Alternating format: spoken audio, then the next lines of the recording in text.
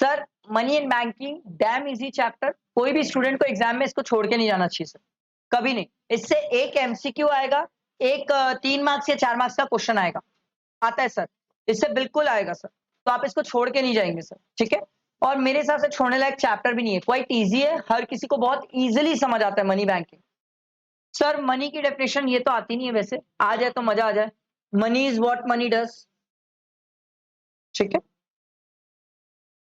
Money defined as an instrument serves as a medium of store of value, measure of value, standard for deferred payment, ये भी अपन समझेंगे नीचे, ठीक है।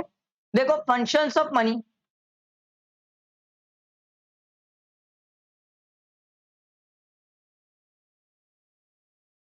लिखो बाजू में लिखो, प्राइमरी फंक्शन के बाजू में लिखो स्टैटिक है, ये स्टैटिक फंक्शन है सर ये, और सेकेंडरी के बाजू में लिखो डायनेमिक फंक्शन है सर। सर लिटरली मैं ये सब पहले नहीं लिखाया हूं, आप चाहो तो जाके रिकॉर्डिंग देख लेना, अभी बोल रहा हूँ लिख लो, बाद में मेरे को ना बोलियो कि सर ये सब क्या था। स्टैटिक मतलब सर ट्रेडिशनल,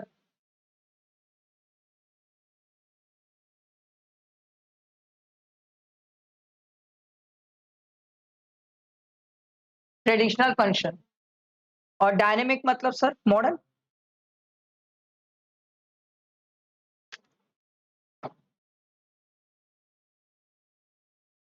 देखो function of money sir, primary function सबसे पहला दिया हुआ है मीडियम ऑफ एक्सचेंज। अब मेरी एक बात बहुत ध्यान से सुनना सर, सर जितने भी स्टूडेंट ये सब पॉइंट्स पढ़ेंगे, देखो ये पॉइंट्स कोई टफ नहीं है, कुछ भी नहीं है, रॉकेट साइंस नहीं, बट आपको इसके अंदर क्या पढ़ना चाहिए सर, सिग्निफिकेंस। अगर आप ये नहीं पढ़ के जाओगे ना सर, तो लिख नहीं पाओगे, लिख ही नहीं पाओगे, आपको समझ ही नहीं आएगा लिखना क्या है सर। एग्जाम में कई बार एक ही पॉइंट से पूरा 3 मार्क्स का आ जाता है, explain money as a medium of exchange, तो वहां पर सिर्फ ये थोड़ी लिखोगे सर कि सर हम मनी को for the purchase and sale of goods and services use करते हैं, इतना लिखने में 3 मार्क्स तो नहीं देगा वो आपको, ऑब्वियसली वो आपसे कुछ ज्यादा चाहेगा। सर सिग्निफिकेंस लिख के आना, सिग्निफिकेंस वर्ड का मतलब होता है इंपॉर्टेंस, फायदा, advantage. Sir medium of exchange use करने का फायदा क्या है sir, exchange has become much simpler. Sir पहले याद है पहले बाटा सिस्टम चलता था सर, जब से मनी सिस्टम आया तब एक्सचेंज करना बहुत आसान हो गया। Change the nature of production activity, sir production activity का नेचर चेंज हो गया है, क्योंकि सर अब जो इन्वेस्टमेंट होता है वो मनी के सेंस में इन्वेस्टमेंट होता है, तो सर प्रोडक्शन भी जो हो रहा है वो बहुत मनी के सेंस में मनी ओरिएंटेड हो रहा है sir. Separated the act of sale and purchase, barter system में तो ऐसा होता था सर दोनों एक दूसरे से कनेक्टेड थे, मैं बेचूंगा तो सामने वाले का खरीदना जरूरी था मुझसे, बट सर मनी के सेंस में ऐसा नहीं होता है, मैं बेच रहा हूं तो सामने वाले का कोई जरूरी नहीं है मुझसे खरीदना, सेपरेट कर दिया सर सेल और परचेज को, ये इसका सिग्निफिकेंस है। अगला देखो मेजर ऑफ वैल्यू और unit of value, sir money का सबसे बढ़िया बात यह है कि सर हम किसी भी चीज की वैल्यू मनी के टर्म्स में निकाल सकते हैं, ये सबसे बेस्ट बात है। इसके सिग्निफिकेंस देखो sir, facilitated comparison of market value of different assets, sir हम अपनी एसेट्स और मार्केट में जो दूसरी एसेट्स है उनके कंपैरिजन कर सकते हैं, जैसे हम कंपेयर करते ही हैं सर चाइना के प्रोडक्ट, जापान के प्रोडक्ट, दोनों के रेट्स अलग होते हैं sir, market value of different asset. Facilitated the estimation of national income, sir national income तो तभी निकल सकती है सर जब मनी के टर्म्स में बात हो, नेशनल इनकम, इनकम मतलब पैसा, पैसा होगा तब तो आप सर, मनी सिस्टम होगा तब तो आप नेशनल इनकम निकालोगे, बाटा सिस्टम में नेशनल इनकम कैसे निकालोगे सर, पॉसिबल ही नहीं है, वहां तो मनी के टर्म्स में ट्रांजेक्शन ही नहीं होता। आगे देखो सेकेंडरी फंक्शन या सब्सिडरी फंक्शन या डायनेमिक फंक्शन या modern, standard for deferred payment, sir money की सबसे बेस्ट बात यही तो है सर, आज से 10 साल बाद भी हम किसी को पेमेंट कर सकते हैं, सबसे बढ़िया बात है स्टैंडर्ड फॉर डेफर्ड पेमेंट। इसके सिग्निफिकेंस है सर देखो, led to the emergency of financial market, सबसे बढ़िया बात, मैं आज किसी को लोन दे देता हूं, वो मेरे को सर अगले 10 साल तक पैसा देगा तो भी मुझे कोई दिक्कत नहीं है sir, led to the emergency of financial market, led to the multiple increase in consumption expenditure. Sir एक बात सबसे बढ़िया हो गई, बार्टर सिस्टम में क्या होता था, मेरे को किसी से गुड्स एक्सचेंज करना पड़ता था तभी मैं सर कोई गुड्स को कंज्यूम कर पाता था, मनी सिस्टम में ऐसा कुछ नहीं है सर, मेरे जेब में पैसा है, मैं जाके पैसा खर्चा करूंगा और कोई भी गुड्स कंज्यूम कर सकता हूं, कंजम्पशन एक्सपेंडिचर बढ़ गया, इन्वेस्टमेंट बढ़ गया। अब समझो बार्टर सिस्टम होता तो मान लो अगर वर्धमान सर को जमीन खरीदना होता तो मेरे को किसी ऐसे पर्सन को ढूंढना होता कि उसको भी जमीन लेना है, तभी बार्टर सिस्टम हो पाता था। मनी सिस्टम तो बहुत आसान है सर, मेरे पास पैसा है मैं जाके जमीन खरीद लूंगा, इन्वेस्टमेंट एक्सपेंडिचर। अगला दिया हुआ है स्टोर ऑफ वैल्यू, मनी को सर स्टोर करना बहुत आसान, बहुत ही बेहतरीन। अब तो हो गया डिमोनेटाइजेशन, 2000 के नोट का भी डिमोनेटाइजेशन खत्म। अब तो सर अब जितना भर भर के वापस पैसा जमा करना है करना चालू कर दो, अनलेस एंड अदरवाइज अब कोई और दूसरा डिमोनेटाइजेशन हो। नॉर्मली आप स्टोर कर सकते हो। मनी की सबसे बेस्ट बात ये है कि आप इसको सालों साल स्टोर कर सकते हो, ऐसा कोई दिक्कत नहीं है। सर सिग्निफिकेंस क्या है sir? Source of future investment, सबसे बढ़िया बात। सर आज भी बहुत सारे लोग इंडिया में ऐसे हैं जो सर लोन नहीं लेना चाहते। बहुत सारे लोग ऐसे हैं जो पैसा जमा करते हैं, जमा करने के बाद कोई चीजें खरीदते हैं sir. Source of future investment, induce people to save more. Obvious सी बात है सर, अभी लोगों की सेव करने में फटती है क्योंकि लोगों को लगता है बार बार डिमोनेटाइजेशन हो रहा है, सेव करे ना करे। बट सर कहीं ना कहीं सेव करना पैसा आसान है, पैसा सेव कर सकते हो तो बाद में फ्यूचर में और भी चीजें ले पाओगे। अगला दिया हुआ है ट्रांसफर ऑफ वैल्यू, ये मनी की सबसे बढ़िया बात है सर। हम 1 रुपए का कितना डॉलर होता है, 1 रुपए का कितना पाउंड होता है, 1 यूरो को कितना क्या बोलते हैं रुपए होता है, ये सब हम चीजें पता करना आसान है सर। ट्रांसफर ऑफ वैल्यू, हम यहाँ से यूएस में भी पेमेंट कर सकते हैं, यहाँ से दुबई में भी किसी को पेमेंट कर सकते हैं सर, सबसे बढ़िया बात। Significance of transfer of value देखो, led to the emergence of global financial market. Sir बढ़िया बात तो यही हुई ना सर, पहले बार्टर सिस्टम था तो हमें एक्सचेंज करने में दिक्कत आती थी सर। हम दुबई को बोलते थे भाई कि आप हमें पेट्रोल दो तो हम आपको पानी देंगे। अब दिक्कत नहीं है सर, अगर हमें पेट्रोल चाहिए तो हम पेट्रोल के लिए पैसा दे देते हैं, उसको पानी चाहिए तो वो हमें पानी के लिए पैसा देता है। Encourage the growth of multinational corporations, sir MNCs बढ़ते जा रही है। और आप ये तो सबूत है सर, अभी आप इंडिया में देख लो कितनी एमएनसीज बढ़ रही है, क्यों? उनको पैसे के टर्म में इंडिया में इन्वेस्ट करना आसान है उनके लिए। ठीक है, वो लोग तो डॉलर पाउंड यूरो लेके आते हैं सर, तो उनके लिए यहाँ पर एक्सचेंज हो जाती है करेंसी और यहाँ इन्वेस्ट कर लेते हैं। Facilitate direct foreign investment, FDI. Sir India में एफडीआई बढ़ रहा है, डोमिनोज देख लो, पिज्जा हट देख लो, मैकडी देख लो, ये सब लोग यहाँ पर बिजनेस करने आ रहे हैं sir. Enhance the mobility of capital, mobility of capital मतलब सर कैपिटल एक जगह से दूसरी जगह मूवमेंट, ये बहुत इजी हो गया सर, पहले नहीं हो पाता था। आज तो मैं सर अगर दुबई में भी कोई बैठा है ना, तुरंत पैसा ट्रांसफर कर लूंगा, वेस्टर्न यूनियन के वाले के पास जाऊंगा, बोलूंगा भैया मेरा दुबई में एक जन पर्सन है, उसके ये अकाउंट में ट्रांसफर करना है, वो अपना कमीशन चार्ज लेगा और ट्रांसफर कर देगा सर। मोबिलिटी ऑफ कैपिटल, एक जगह से दूसरी जगह ट्रांसफर करना बहुत आसान हो गया। ठीक है, इसके बाद ये स्टैटिक और डायनेमिक बताया था सर मैं आपको। डायनेमिक की दो बातें सर, स्टेबिलिटी की बात होती है, accelerate the pace of GDP growth. Stability मतलब सर याद है ना सर, इन्फ्लेशन डिप्लेशन उसको कंट्रोल करना, और accelerate the pace of economic growth, हम चाहते हैं सर हमारी जीडीपी बढ़े सर। ठीक है, आओ सर।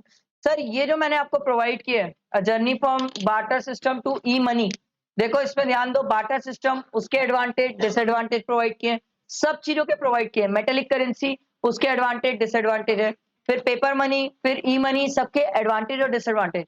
मैं नहीं बोल रहा हूँ इसको रट के जाओ, मैं बिल्कुल नहीं बोलता इसको रट के जाओ, मैं ये बोल रहा हूँ एक बार रीड करके जाना। इन केस अगर कहीं से एमसीक्यू फंसा कि सर मेटेलिक करेंसी उसका क्या एडवांटेज है, आपको दे दिया following are the advantage of metallic currency except one, तो आपको पहले बाकी तीन भी तो पता होना चाहिए कि वो है कि नहीं। तो सर ये अगर आपका रीड किया हुआ रहा तो वहां जाके बनेगा, नहीं तो नहीं बनेगा, दिक्कत आएगी। मेरे हिसाब से अगर कोई पूछता है तो इसमें बार्टर सिस्टम तो हमेशा से इंपॉर्टेंट है, बार्टर को छोड़ना ही मत। बाकी आप मेटेलिक और पेपर मनी और सर ई मनी, ई मनी भी रीड कर सकते हो क्योंकि अभी लेटेस्ट ट्रेंडिंग यही चल रहा है सर। तो कहीं ना कहीं आपको ही पता है सर, साइबर क्राइम वगैरह बढ़ रहे हैं और ये सब चीजें बहुत ज्यादा होते जा रही है, तो कहीं ना कहीं ई मनी भी बहुत रिलेवेंस रखता है सर। क्योंकि आप भूलना मत, आपका पेपर अभी भी 20% कॉम्पिटेंसी बेस्ड जाएगा सर। 20 मार्क्स का एमसीक्यू, 20 मार्क्स का कॉम्पिटेंसी बेस्ड, और बाकी जो बाकी रिलेवेंट पेपर जो रहेगा जितने मार्क्स का बचा 40 मार्क्स का, वो आपका जो डिस्क्रिप्टिव आप जो लिखते हो सर। तो सर अभी भी कुछ चीजें आपसे लेटेस्ट या कुछ अप टू डेटेड चीजें पूछेगा।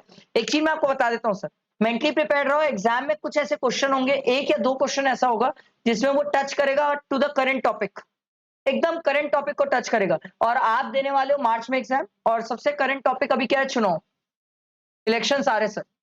नेक्स्ट ईयर सबसे बड़ा इलेक्शन है, छत्तीसगढ़ का इलेक्शन तो इस साल है, चलो नेक्स्ट ईयर सबसे बड़ा इलेक्शन है, वो एक बहुत हॉट टॉपिक है सर। सीबीएसई का नियम है, एग्जाम से 4 महीना पहले के जो भी अपडेट्स है उससे रिलेटेड क्वेश्चन पूछता है वो। 2000 के नोट कब बंद हुए ये डेट आ सकती है एग्जाम में, कोई बड़ी बात नहीं है सर, क्योंकि आपके एग्जाम से 4 महीने पहले की कहानी है। तो कभी भी एग्जाम से 4 महीना पहले का कोई चीज हो, मेजर इवेंट हो, मैं बोल रहा हूँ छोटी छोटी चीज नहीं, मेजर इवेंट से रिलेटेड अपडेटेड रहना, आने के बेहद चांसेस है सर। ठीक है, ध्यान रखना इस चीज को। बार्टर सिस्टम याद है क्या होता था, क्या था सर, गुड्स के बदले गुड्स। ठीक है, यहाँ पर कुछ ड्रॉबैक्स है सर, ये एग्जाम में 4 मार्क्स का आता है, लिखने को आता है सर। और आजकल इन लोग पूरा चारों पॉइंट लिखना मतलब पूछना छोड़ दिए सर। इन लोग क्या करते हैं, एक एक पॉइंट को उठा के पूछते हैं कि sir in the case of barter system there are many drawbacks, explain double coincidence of point. वो आपसे एक ही पूछेगा, वो बोलेगा बाकी मेरे को चाहिए ही नहीं। अच्छा एक चीज मैं आपको बताता हूँ, बी स्मार्ट, बी स्मार्ट। देखो एग्जाम में अगर मान लो आपसे डायरेक्टली पूछ रहा है what are the drawbacks of barter system, students क्या करते हैं, लिटरली बता रहा हूं, उठा के सीधा ड्रॉबैक्स लिखना स्टार्ट कर देते हैं। ये अच्छा प्रेजेंटेशन नहीं है। आप बार्टर सिस्टम को 2 लाइन में लिखो, 1 लाइन में लिखो, कोई दिक्कत नहीं है। कोई भी चीज को थोड़ा सा डिफाइन किया करो, उसके बाद उसके आंसर्स लिखना स्टार्ट किया करो। ये बहुत अच्छा प्रेजेंटेशन होता है, बहुत ज्यादा मार्क्स मिलेंगे सर। आप डायरेक्ट ड्रॉबैक्स लिखोगे तो हो सकता है वो अच्छे मूड में रहे तो ठीक, नहीं तो एक आध मार्क्स इधर उधर कम कर सकता है सर। आधा मार्क्स तो आराम से कम कर सकता है कि सर आपने पहले बार्टर सिस्टम ही नहीं बताया, सीधा ड्रॉबैक्स लिख दिया। तो ये बहुत अच्छा प्रेजेंटेशन माना जाता है सर। 12th में तो ये बहुत काम आता है, सीबीएसई के तो बेहद काम आएगा सर। ठीक है, तो सर सबसे पहला क्या है, सब बोलेंगे, सबसे पहला क्या है, दूसरा, तीसरा, चौथा, वापस पहला, दूसरा, तीसरा, चौथा। उसके बाद देखो सर अगला दिया हुआ है फॉर्म्स ऑफ मनी। ये लिखने को नहीं आएगा, इसका एमसीक्यू आता है। पिछली बार आया था फिड्यूसरी मनी का आया था सर। अब वो हर बार फिड्यूसरी थोड़ी का आएगा, कुछ भी आ सकता है सर, बट ये आता है एमसीक्यू में आएगा। आपको पहचानने के लिए आएगा कि सर कौन सा फॉर्म है सर। सबसे पहला दिया हुआ sir fiat money. Fiat money क्या होता है सर, ऐसी मनी जो इशूड बाय द ऑर्डर या अथॉरिटी ऑफ द गवर्नमेंट हो। दूसरा फिड्यूसरी मनी क्या होती है सर, जो सर अबे नालायकों, सर जो ट्रस्ट के बेसिस में इशू किया जाए, जिसका एग्जाम्पल क्या है सर, चेक। सर एग्जाम्पल लिख के आएंगे सर। फुल बॉडीड मनी क्या होता है सर, जहां पर मेटल वैल्यू और मनी वैल्यू क्या रहे, इक्वल। ठीक है, पुराने जमाने के ब्रिटिशर के लिख के आना सर, ब्रिटिशर के टाइम के वो चांदी के सिक्के लिख के आना। ये आपकी बुकिश एग्जांपल है सर, ब्रिटिशर के टाइम पे चांदी के सिक्के। Sir full bodied money. अगला दिया हुआ है क्रेडिट मनी। क्रेडिट मनी क्या होता है सर, मनी वैल्यू ज्यादा है, कॉमोडिटी वैल्यू कम है। सर इसमें तो आप आज के सिक्के वगैरह लिख सकते हो। आई बात समझ। उसके बाद देखो सर सप्लाई ऑफ मनी। दो वर्ड समझो, दो वर्ड समझो और दो वर्ड पे डिफरेंस है सर। एक होता है सप्लाई ऑफ मनी और एक होता है suppliers of money. Supply of money और सप्लायर ऑफ मनी अलग अलग चीज है सर। सप्लायर्स 3 है, RBI, government, commercial bank. Supply of money मतलब सर जो पैसा पब्लिक के पास है, that is called supply of money. एकदम सिंपल, जो पैसा लोगों के पास पड़ा हुआ है, that is called supply of money. ठीक है, supply of money is a stock concept, याद रखना सर। सप्लाई ऑफ मनी में क्या चीज नहीं आती है सर, जो पैसा गवर्नमेंट के पास है, बैंकिंग सिस्टम के पास है, ये नहीं आते सर। ठीक है, सप्लायर कौन कौन है,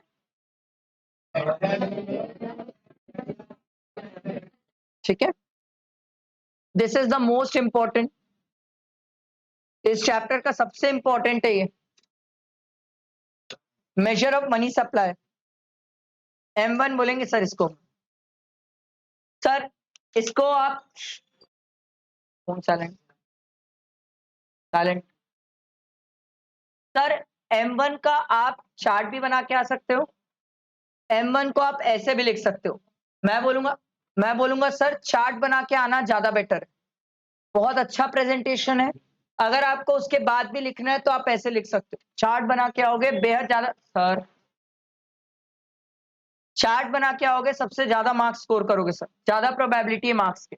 ठीक है, तो sir M1 is equal to, बोलो सब, C plus GD plus OD। C मतलब currency held by the paper, sorry public. दूसरा DD मतलब डिमांड डिपॉजिट का दूसरा नाम, चेकेबल डिपॉजिट सर, जिसको हम चेक से विड्रॉ कर सकते हैं सर। ठीक है, ओडी, ओडी मतलब अदर डिपॉजिट। इसमें सर 3 चीजें आती है, पहला demand deposit with RBI of like NABARD, दूसरा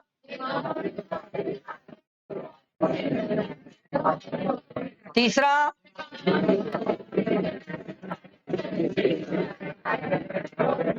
वापस, सी मतलब, डीडी मतलब, ओडी मतलब, अदर डिपॉजिट में 3 चीजें आती है। पहला, दूसरा, तीसरा। सर 2 चीजें अदर डिपॉजिट में नहीं आती। पहला, दूसरा, इसके बाद अपन पढ़े थे सर नेट डिमांड डिपॉजिट और gross demand deposit. Sir gross demand deposit मतलब मेरा पैसा एसबीआई में पड़ा हुआ है और पंजाब नेशनल बैंक का पैसा भी एसबीआई में पड़ा हुआ है, that is called gross demand deposit. और नेट डिमांड डिपॉजिट मतलब सर जहां पर सिर्फ मेरा पैसा एसबीआई में पड़ा हुआ है, दूसरे बैंक का दूसरे बैंक के पास नहीं पड़ा। ध्यान रखना सर, समझ आया? ग्रॉस डिमांड डिपॉजिट और नेट डिमांड डिपॉजिट। ग्रॉस मतलब सर मेरा पैसा एसबीआई में पड़ा हुआ है, दूसरे बैंक का भी पैसा एसबीआई में पड़ा हुआ है। नेट डिमांड डिपॉजिट मतलब सर मेरा बस पैसा एसबीआई में पड़ा हुआ है, दूसरे बैंक का पैसा एसबीआई में नहीं पड़ा है। उसके बाद sir term deposit and demand deposit. Term deposit क्या होता है sir? FD. FD fix deposit को अपन बोलते हैं term deposit. Sir non checkable deposit है, आप पैसा चेक लगा के नहीं निकाल सकते सर। डिमांड डिपॉजिट क्या होता है सर? चेकेबल डिपॉजिट, इसको आप चेक से पैसा निकाल सकते हो सर। आई बात समझ? हु सप्लाइज मनी, ये हमने पढ़ा सर। बैंक मनी क्या होता है सर? जो पैसा लोगों का बैंक में पड़ा हुआ है जिसको वो चेक के फॉर्म में कभी भी निकाल सकते हैं, that is called bank money. आसान भाषा में लोगों का पैसा जो डिमांड डिपॉजिट के फॉर्म में बैंक के पास पड़ा हुआ है, मेरा जो एसबीआई में सेविंग अकाउंट है, bank money. High powered money, ये वैसे हम यहाँ पर पढ़ लेते हैं बट ये सर बैंकिंग वाले चैप्टर से ज्यादा कनेक्ट करता है। हाई पावर्ड मनी क्या होता है sir? Sum total of currency held by the public. दूसरा, तीसरा, इसको क्या क्या बोलते हैं सर? क्लियर हुआ सबको? पक्का?